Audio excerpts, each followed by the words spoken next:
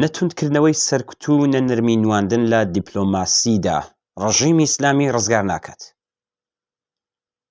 کۆماری ئیسلامی کردداری سەرکوتگەرانە بۆ بە چۆکداهێنانی ژنان، کرێکاران و مامۆستایان، خانەنشینان، هەڵسوڕاوانی مافە نەتەوایەتی و مەدەنیەکانی تونتر کردوێتەوە.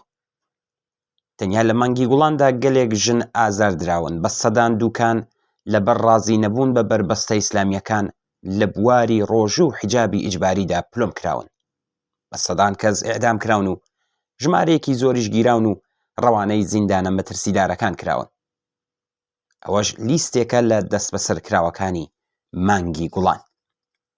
لە ڕێکەوتی 11 مانگی گوڵان ڕۆژی جیهانی چینی کرێکار ژمارەیەک لە تێکۆشەرانی کرێکاری دەست بەسەر کراون کە ئەتا باباخانی یەکێک لە ئەندامانی قەدیمی سەندیکای کرێکارانی شرکەتی واحد و مەسعود فەریختە و مامۆستا و چالاکی سنفیان لە نێودا بووە. ڕۆژی 12 مانگە ڕۆژی مامۆستا فەرزانە نازرانپور، مڕەبی و نووسەری کتێبی هونەر، بە 28 ساڵ پێشینەی کارەوە دەست بەسەر کرا. ڕۆژی دووشەمە 18 مانگ کۆبوونەوەی ناڕەزایەتی کرێکارانی خانەنشینانی مخابراتی وڵات کەوتە بەر هێرشی هێزە ئەمنیەتی و ئینتزامیەکان و ژمارەیەک لە کرێکارانی خانەنشینی مافواز دەست بەسەر کرا.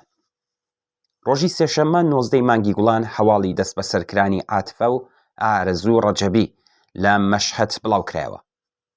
لە جەریانی کۆبوونەوەی ناڕەزایەتی و مافوازانەی مامۆستایانی سنە ڕۆژی سێشەممە 19 هەمان مانگ مەئمورەکان دوو کەسیان لە مامۆستایان بەناوەکانی فەرزاد سەفی خانپور و فاتح عوسمانی دەست بەسەر و ڕەوانەی زیندان کرد. هەر لەو ڕۆژەدا فاتمە موژگان تەدریسی لە کۆبوونەوەی فەرهەنگیان لە مەیدانی بەهارستان دەست بەسەر کرا. مەئمورەکان ڕۆژی سێشەممە 23 مانگی گوڵان 8 چالاکی کرێکاریان لە ناوچەی پارسی جنوبی دەست بەسەر کرد. ئێوارەی ڕۆژی چوارشەممە 27 هەمان مانگ هاجەر سەعیدی، کەماڵ کەریمی، شادمان عەبدی، حەبیب کەریمی، خەبات مەحموودی، سیروان مەحموودی و ئیقباڵ پێشکاری لە هەڵسوڕاوانی کرێکاری سنە لەلایەن هێزە ئەمنیەتیەکانەوە دەست بەسەر کران. ئەم چالاکە کرێکاریانە بۆ ڕێزگرتن لە یادی هومەن عەبدوڵڵاهی، یەکێک لە گیانبەختکردوانی ئاخێزی شۆڕشکێڕانەی ژن ژیان ئازادی چووبوون بۆ ماڵی باوکی هومەن کە هێزە ئەمنیەتیەکان بەبێ پیشاندانی حوکمی قەزایی بە هێرشکردنە سەر ماڵی فەرشید عەبدوڵڵاهی بە نواندنی هەڵسوکەوتی وەحشیانە ئەوانیان دەست بەسەر کرد. ڕۆژی پێنجشەممە 28 مانگی گوڵان بورهان سەعیدی، چالاکی کرێکاری خەڵکی سنە، دوای بانکرانی بۆ ئیدارەی ئیتلاعاتی ئەو شارە دەست بەسەر کرا. ڕۆژی هەینی 29 مانگ ئیقباڵ شەعبانی، چالاکی کرێکاری خەڵکی سنە لەلایەن هێزە ئەمنیەتیەکانەوە دەست بەسەر کرا. ڕۆژی یەکشەممە 24 مانگی گوڵان ئارمان نەسرپور، تەمەن 27 ساڵ و خەڵکی شاری دێگولان دەست بەسەر کرا. مەئمورانی ئیدارەی ئیتلاعات ڕۆژی 29 مانگی گوڵان لە شاری فەنووج 4 لاوی بەلوچیان دوای دەست بەسەرکرانی ئاوێتە بە لێدان و ئازاردانی زۆر بەرەو شوێنێکی نادیاریان برد.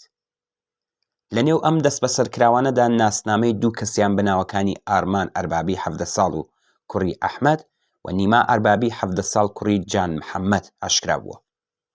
هاوکات ڕاگەیاندرا کە ژمارەیەک لە لاوانی بەلوچیش ڕۆژی هەینی 29 هەمان مانگ لەلایەن کەسانی لیباس شەخسیەوە لە بولواری کەشاوەرزی شاری زاهدان دەست بەسەر کراون. هاوکات لەگەڵ تونبوونەوەی سەرکوتە وەحشیانەکان لە نێوخۆدا کە ئاستی بەرزی ئیعدامکرانی سێ لاوی بوێری گەل ساڵح میرهاشمی، مەجید کازمی شێخ شەبانی و سەعید یاقوبی بوو، خامنەی ڕۆژی 30 مانگی گوڵان خۆی بۆ خواردنەوەی جامی ژەهرێکی تر ئامادە کرد. ئەو بەم گومانەی کە سەرکوتەکان خەڵکی وادار بە تەسلیمبوون کردووە بە مەئمورانی وەزارەتی دەرەوەی سپارتا لە وتوێژە شاراوەکاندا لەگەڵ ئەمریکا تەقیە بەکاربێنن، واتە نەرمی بنوێنن. مانای ئەم ڕستەیە بە زمانی ئاخوندی یانی تەسلیمبوون بە داخوازیەکانی لایەنی بەرامبەر لە حاڵێکدا لە دڵەوە باوەڕیان بەو هەڵوێستە نییە.